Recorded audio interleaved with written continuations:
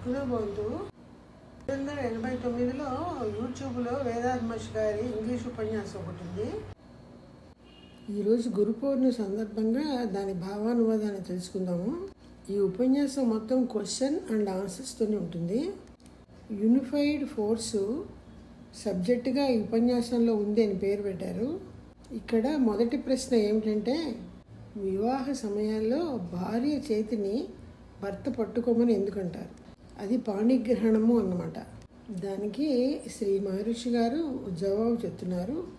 భార్యాభర్తల జతలో పురుషుడు ఏం చెప్పాలంటే, నేను ఇంతవరకు ఎన్నో కోట్ల జన్మలు ఎత్తాను, కానీ ఏ ఒక్క జన్మలను నా కర్మలను ముగింపుకు తెచ్చుకోలేకపోయాను. నాకేం అచీవ్మెంట్ దొరకలేదు, బ్రహ్మజ్ఞానం కానీ ఆత్మసాక్షాత్కారం కానీ ఏమీ దొరకలేదు. అందువలన నేను ఏం చేస్తానంటే, నీ గర్భంలో జన్మిస్తాను, ఈ జన్మలో పాప పరిహారం కోసం ప్రయత్నం చేస్తాను. అందుకే ఈ రకంగా చేయి కలిపాను, ఈయన్ను వివాహం చేసుకున్నాను. ఇప్పటి వివాహ వ్యవస్థల్లో ఈ భావము ఎక్కడా వ్యక్తీకరణ జరగటం లేదు. రెండవ ప్రశ్నగా అక్కడున్న సభ్యుల్లో ఒక అతను లేచి స్వామీజీని అడుగుతున్నారు, ఒక చనిపోయిన వారి ఆత్మ ఉన్న శరీరాన్ని వదిలి కొత్త శరీరాన్ని ధరించాలనుకున్నప్పుడు ఎట్లా ధరిస్తుంది అని ఆ వ్యక్తి అడుగుతున్నాడు. మహర్షి జవాబు చెప్తున్నారు, చనిపోయిన వారి సోలు అంటే తల్లిదండ్రుల తాత ముత్తాతల వారి బీజాల ద్వారా తిరిగి జన్మలు తీసుకుంటూ వివిధ రకాల శరీరాలను ధరిస్తూ ఉంటుంది. మరణం తర్వాత శరీరమే లేని సోలు తాత ముత్తాతల తల్లిదండ్రుల శరీరంలోని పురుష స్త్రీ బీజాలని కలుపుకుని కుమారుడిగా మనవుడిగా జన్మ తీసుకుంటూ ఉంటుంది. తల్లిదండ్రుల జీన్స్ ద్వారా తన శరీరాన్ని పొందుతూ ఉంటుంది. ఒక రకంగా ఒక జన్మలో రియలైజేషన్ పొందడానికి కొన్ని కర్మలు తొలగించుకోగలిగిన ఆ ఆత్మ అనబడే సోలు జన్మ తీసుకున్న వెంటనే మాయా అనబడే 3 మలాల కర్మలకి గురయ్యి పాపం చేస్తోంది. కాబట్టి మళ్ళీ జన్మలు ఎత్తవలసి వస్తుంది. ఒక రకంగా ఆ సోలు ఒక జన్మలో రియలైజేషన్ పొందడానికి కొంత పర్సెంట్ కర్మలు తొలగించుకున్నా కూడా మాయాకం అనే 3 మలాలు ఉన్నాయి కదా, వాటికి గురవుతో తిరిగి జన్మలు పొందుతూనే ఉంటుంది. అలా కాకుండా కొంతమంది సోల్స్ అంటే ఆత్మలు వారి జన్మ పరంపరలలో పాప పరిహారమై రియలైజేషను పొందగలిగినప్పుడు క్రమక్రమంగా జనాభా సంఖ్య తగ్గుతూ రావచ్చు. మరొక ప్రశ్న వేస్తున్నారు, ఎంతోమంది యోగులు సిద్ధులు మహానుభావులు రియలైజేషన్ చేసి భగవదైక్యం అయిపోయిన తర్వాత ఇంక తిరిగి వారికి పునర్జన్మ లేదు కదా, అయినా కూడా ఇప్పటికీ ఈ జనాభా సంఖ్య ఎందుకు ఇట్లా విపరీతంగా పెరుగుతూ వస్తుంది? మహర్షి జవాబు, పూర్తి పవిత్రత పొందిన సోలు రియలైజ్ అయినప్పుడు ఆ సోల్ కూడా కొన్ని సందర్భాల్లో తిరిగి జన్మ తీసుకునే అవకాశాలు ఉన్నాయి. భగవంతుడు వారిని సమాజంలోని చెడుని తొలగించి మంచిని ప్రవేశపెట్టాలి అని తిరిగి జన్మ తీసుకోమని పంపిస్తూ ఉంటాడు. వారే సమాజానికి మంచి చేస్తూ మంచి జరగాలని కృషి చేస్తూ జన్మ తీసుకుని జన్మని సాగిస్తూ ఉంటారు. వీరే నేటి తత్వవేత్తలు పరమహంసలు మహర్షులుగా పిలువబడుతున్నారు. ఈ రకంగా కూడా కొంత పాపులేషన్ పెరుగుతోంది. మరణించిన వాని సోలు తిరిగి ఎలా జన్మ తీసుకుంటుంది అన్నది మరొక ప్రశ్న. మరణించిన వాని సోలు తనలో ఎంత పర్సెంట్ పాపపు ముద్రలు మంచి ముద్రలు ఉన్నాయో అదే క్యారెక్టర్స్ అదే ముద్రలు గల భూమి మీద మరొక వ్యక్తిని ఎన్నుకొని అతని సోల్ అనబడే జీవధాతు కేంద్రంలో ప్రవేశించి జన్మ తీసుకుంటూ ఉంటుంది. లేదా వాని సంతానము జీవధాతు కేంద్రంలో ప్రవేశించి తిరిగి జన్మ తీసుకుంటూ ఉంటుంది. శరీరము ఉంటేనే కదా పాపముద్రలు తొలగించుకునే అవకాశం లభిస్తుంది. అందుకే ఈ పునర్జన్మలు. మరొక ప్రశ్న, ఒక సోలు ఆ వ్యక్తి మరణానంతరం మరొక ప్లానెట్కి మైగ్రేట్ అయి వెళ్ళగలుగుతుందా? జవాబు చెప్తున్నారు, సామాన్యంగా అలా జరగదు.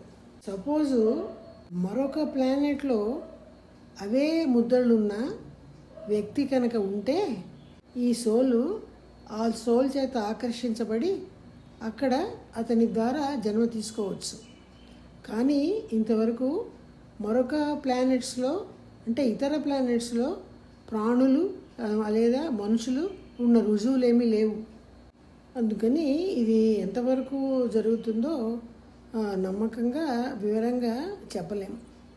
కొన్ని కల్పిత కథలు, ఫిక్స్టేషియస్ స్టోరీస్ ఉన్నా అవి జరిగేవి కావు. మరొక ప్రశ్న, ఆఫ్టర్ డెత్ మరణించిన వారి సోల్ రూపంలో రియలైజేషన్ చేసుకోగలిగినటువంటి అవకాశం ఉందా? జవాబు చెప్తున్నారు, లేదు. రియలైజేషన్ కోసము మానవుడు చాలా శారీరక మానసిక శ్రమలు చేయవలసి వస్తుంది. దానికి శరీరం ఉండాలి. సోల్కి శరీరం లేదు.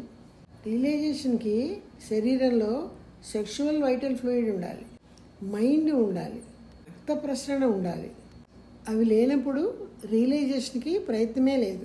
రియలైజేషన్ కోసం తిరిగి జన్మ తీసుకోవాలి, అంటే పునర్జన్మ పొందాలి. ఇక్కడ పాపకర్మలు పోగొట్టుకొని రియలైజేషన్కి కావాల్సిన ప్రయత్నాలు చేయగలుగుతారు శరీరధారులు. తరువాత ఒక వ్యక్తి ప్రశ్న వేస్తున్నాడు, మరణం అన్నది ముందుగానే నిర్ణయించబడి ఉంటుందా? మహర్షి వారు జవాబు చెప్తున్నారు, ప్రతి ఒక్కరూ ఈ భూమి మీదకి రిటర్న్ టికెట్ కొని కూడా తెచ్చుకున్న వాళ్ళే. దానికి డేట్ ఉంటుంది, కానీ ఎప్పుడో తెలియదు. ఆ వ్యక్తికి ఆ డేట్ ఉన్న రోజు మరణం తప్పకుండా వచ్చి తీరవలసిందే. మరణం అన్నది జన్మతోనే ముడిపడి ఉంటుంది. ఈ భూమికి వచ్చింది తిరిగి వెళ్ళిపోవడానికే, జన్మించింది చనిపోవడానికే. జననానికి మరణానికి మధ్యకాలమే జీవితం. ఒక వ్యక్తి తన మంచి ప్రవర్తనల వలన మరణాన్ని వాయిదా వేసుకోవచ్చు. అందుకు కాయకల్ప యోగా సహాయకారిగా ఉంటుంది. జాతకరీత్యా 80 సంవత్సరాలకి ఒక వ్యక్తి మరణిస్తాడు అని చెప్తారు. కానీ అతను కాయకల్ప యోగా చేయడం వల్ల కానీ ఇతర కొన్ని పుణ్యకార్యాలు చేయడం వల్ల కానీ ఆ 80 సంవత్సరాల వయసు పూర్తయినా మరణించడు. మరొక ప్రశ్న, బ్లెస్సింగ్స్ మనిషికి లాంగ్ లైఫ్ ఇస్తాయా? మహర్షి జవాబు చెప్తున్నారు, బ్లెస్సింగ్స్ వలన నీలో మంచి పనులు, తద్వారా మంచి ముద్రలు ఏర్పడతాయి. మంచి ముద్రల ఫలితముగా ఆత్మ మానవ జీవిత గమ్యమైన పరమాత్మ స్థానానికి చేరుకోవడానికి సులువైన మార్గాన్ని వెతుక్కోగలుగుతుంది. ధ్యానాదుల ద్వారా రియలైజేషన్ పొందగలుగుతుంది. అంతేకాని బ్లెస్సింగ్సే డైరెక్ట్గా రియలైజేషన్ ఇవ్వవు. స్వయం సాధన ఫలితంగానే రియలైజేషన్ లభిస్తుంది. బ్లెస్సింగ్సే మోక్షాన్ని ఇచ్చేట్లయితే మనందరం మార్కెట్కి వెళ్ళి బ్లెస్సింగ్స్ని కొనుక్కుంటాం కదా. అక్కడున్న వాళ్ళందరూ కూడా ఈ సమాధానానికి నవ్వుతారు. తరువాత ప్రశ్నగా, గురువు అనగా ఎవరు, ఎలా ఉంటారు అని అడుగుతున్న ప్రశ్నకి మహర్షి గారు ఇస్తున్న జవాబు, యావత్ ప్రపంచానికి ఉన్న ఒకే ఒక గురువు భగవంతుడు. అదే స్టాటిక్ స్టేట్. నీ ప్రాణశక్తిగా అతడు నీలోనే ఉన్నాడు. తగిన సమయము ఆసన్నమైనప్పుడు వికసించిన పుష్పము వలె అతను ప్రదర్శించబడతాడు. అనగా నీ కర్మల ఆధారంగా నిన్ను ఆ దరికి చేర్చడానికి ఆసన్నమవుతాడు. పరిస్థితుల రూపంగా కానీ, ఒక వ్యక్తి రూపంగా కానీ, ఒక స్నేహితుడు రూపంగా కానీ వచ్చి నీ అర్హతను బట్టి నీకేది కావాలో అది అందించగలుగుతాడు. అందుకున్న దాన్ని నీ స్వయం సమర్థతతో, నీ సాధనతో నీవు నిలబెట్టుకోగలగాలి. అదే గురువు ఇచ్చే డైరెక్షన్. తరువాత నీ ప్రయత్నమే నిన్ను నీ గమ్యాన్ని చేరుస్తుంది. ఉదాహరణ చూద్దాం. ఒక రోడ్డు జంక్షన్లో 4 రోడ్లను కలిపే కలయిక ఉంది. అక్కడ ఉన్న సూచిక బోర్డు నువ్వు ఏ మార్గాన్ని వెళ్ళాలో సూచిస్తూ ఉంటుంది. ఆ మార్గంలో నువ్వే స్వయంగా నడుచుకుంటూ వెళ్ళాలి. అనగా పాపకర్మలు తొలగించేసుకుంటూ మంచి కర్మలు చేస్తూ ముందుకు సాగిపోతూ వెళ్ళాలి. ఇదే రకంగా గురువే నీకు నీ మార్గాన్ని సూచిస్తాడు. మిగిలింది నీ స్వయం ప్రయత్నమే. తరువాత ఫలితాన్ని పొందడం అన్నది నీ అదృష్టం. మరొక ఉదాహరణ చెప్తున్నారు. మన గృహాలలో స్త్రీలు పిండి మరకి కొనిపోతారు. మర ఆడించాలని గోధుమలను మర ఆడించే వ్యక్తికి ఇస్తారు. తిరిగి నలిగిన గోధుమ పిండిని తెచ్చుకుంటారు. అదే రకంగా నీవు నీ గురువుకి సరెండర్ అవ్వాలి. సర్వస్య శరణాగతి. గోధుమల వలె గోధుమ పిండిగా తయారైన మార్గాన్ని నీకు చూపిస్తాడు. ఒక ఆధారాన్ని చూపిస్తాడు. గోధుమలు పిండి అవ్వాలి అంటే మిషన్ ఉండాలి. ఆ మిషన్గా నీ అంతరాత్మే గురువుగా నీకు మార్గాన్ని చూపిస్తుంది. ఆ మార్గంలో గమ్యానికి చేరవలసింది నువ్వే. గురువు ఎక్కడా లేడు, నీ అంతరాత్మే నీకు గురువు. కానీ ఈ రోజుల్లో వీధి వీధికి నకిలీ గురువులు ఉన్నారు. కాల్పనిక కథలు ఈ గురువులను సృష్టించాయి. వీరి వలన చాలా అనర్థాలు మోసాలు జరుగుతున్నాయి. ఏ పాట పని లేని వారందరూ గురువులుగా తయారవుతున్నారు. వీరు ధనాపేక్షతో శిష్యులకి అజ్ఞానాన్ని అందిస్తున్నారు. గురువు అనే ముసుగులో అనేక అత్యాచారాలు, స్త్రీల పట్ల దురాచారాలు ప్రదర్శించబడుతున్నాయి. ఆడియన్స్లో ఒక స్త్రీ చాలా ధైర్యంగా అడుగుతోంది, స్వామీజీ, నిన్నటి ఉపన్యాసంలో మేమెవరం కూడా కుండలిని రైస్ చేయడానికి ప్రాణాయామాలు చేయక్కర్లేదు, గురువు యొక్క కృప ఉంటే చాలు, జీవితంలో అన్నీ అవే తమంతట తమే సమకూరుతాయి అన్నారు. జవాబు చెప్తున్నారు. అవును అన్నాను. మీ గురువు నిజమైన గురువు దీక్షలు ఇస్తారు, మంత్రోపదేశం చేస్తారు. ముందుగా మీలోని నిజాయితీని పరీక్షిస్తారు. మీలో ఉన్న నమ్మకాన్ని చూస్తాడు, మీ కృషిని చూస్తాడు. మీ నిజాయితీని ఆయన సమక్షంలో నిరూపించుకునే అవకాశం ఇస్తాడు. ఇదే బ్రహ్మజ్ఞానం పొందడానికి సులువైన మార్గంగా ఉంటుంది. ఆ మార్గంలో నడవమంటాడు కానీ తనే అక్కడికి తీసుకెళ్ళాడు. ఎవరైతే ఆత్మసాక్షాత్కారము పొందారో వాళ్లే నిజమైన గురువులు. వారు సాక్షాత్తు భగవత్ స్వరూపులు. కొందరు మిడిమిడి జ్ఞానంతో గురువుగా ఉన్నంత కాలము మీలాంటి వారి శ్రమ అంతా వృధాయే. ఈ మాటలతో అబ్రప్ట్గా ఉపన్యాసం ఆగిపోయింది. క్రిందటి క్లాస్లో చెప్పుకున్న క్వశ్చన్ ఆన్సర్స్లోని కొన్ని ముఖ్యమైన భాగాలు తిరిగి మళ్ళీ ఇక్కడ చెప్పుకుందాం. 10 నిమిషాలలో సంపాదించుకోగలిగిన ఆత్మజ్ఞానాన్ని 1 నిమిషంలో వినాశనం చేసుకుంటున్నారు. ఎందుకనగా జన్మదహా తెచ్చుకున్న సంచిత కర్మలు, ప్రారంధ కర్మలు కలిసి వెంటనే మీ తపశక్తిని భ్రష్టపరుస్తూ ఉంటాయి. పూర్తిగా రియలైజేషన్ అనబడే ఆత్మజ్ఞానాన్ని పొందినాన్ని నిలుపుకోవాలి అంటే ముందుగా పాపకర్మల నిర్మూలన, ప్రక్షాళన జరగాలి. దీనికి 1 రోజు పట్టచ్చు, 1 నెల పట్టచ్చు, 1 జీవితకాలం అంతా పట్టచ్చు. చిన్న ఉదాహరణ చెప్తున్నారు. గట్టర్లోని మురికి నీటిని ఆవిరి రూపంలో భగవంతుడు కొనిపోయి వర్షం రూపంలో పవిత్రమైన నీటిని అందిస్తున్నాడు. అవే నదులు.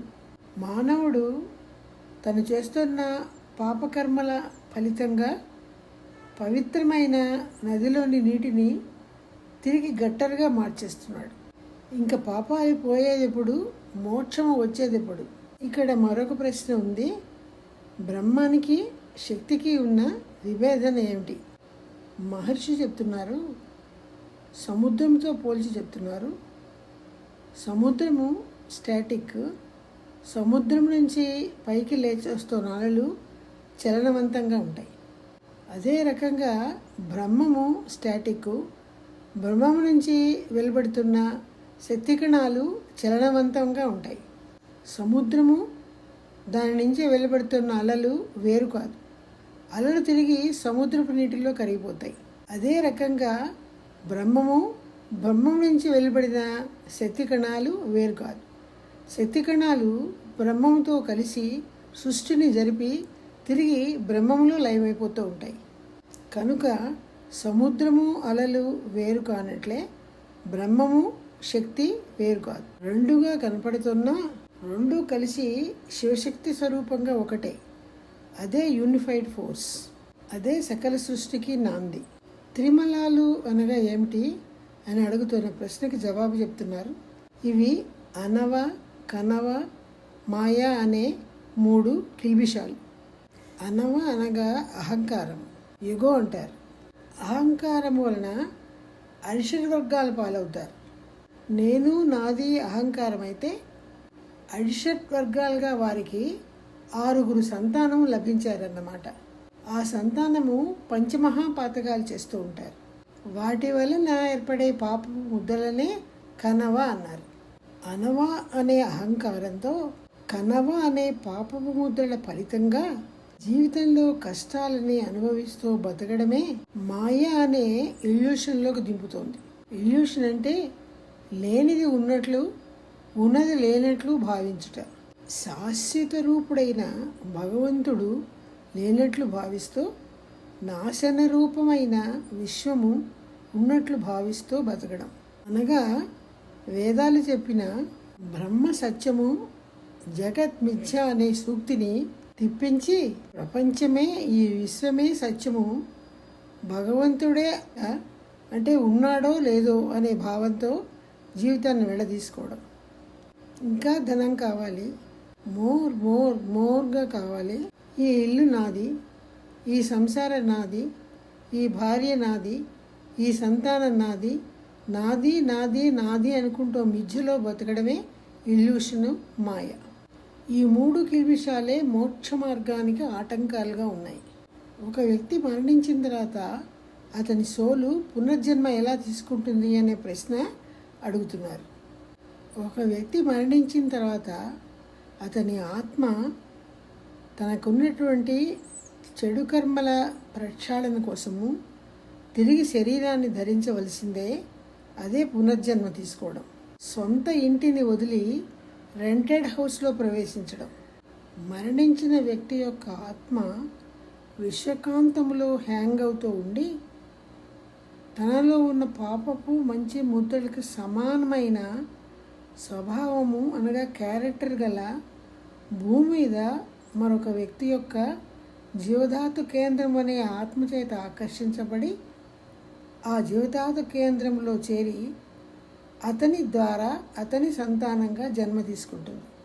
శరీరధారి అయిన ఈ ఆత్మ తిరిగి తన పాపాల ప్రక్షాళన చేసుకుంటూ జీవిస్తూ ఉంటుంది. కానీ ఒక్కోసారి ఈ ఆత్మ, మరణించిన వ్యక్తి యొక్క ఆత్మ అతని సంతానములో అనగా కుమారుడు లేదా కుమార్తె జీవధాతు కేంద్రం చేరి వారి ద్వారా తిరిగి జన్మ తీసుకుంటుంది. శరీరధారి అయినాక ఈ సోలు, ఈ ఆత్మ తన కర్మ యొక్క ప్రక్షాళనకు ప్రయత్నం చేస్తూ ఉంటుంది.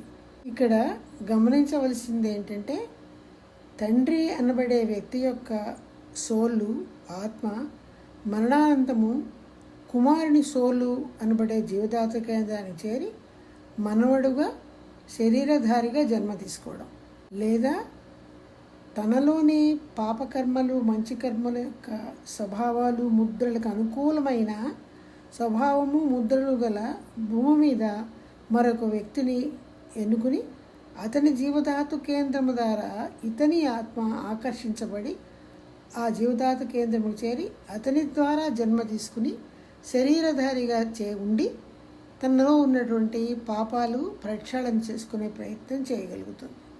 ఇదంతా రెంటెడ్ హౌస్లో చేరి ఆ పాపాల ప్రక్షాళన చేసుకోవడం. మరొక ప్రశ్న, మరణించిన వారి ఆత్మ ఎన్ని దశల వారీగా బ్రహ్మస్థానానికి చేరుకోగలుగుతుంది? మహర్షి జవాబు చెప్తున్నారు. దీనికి మన పూర్వీకులు మనకి అవగాహన అయ్యేటట్టు 4 రకాల దశలను చూపించారు.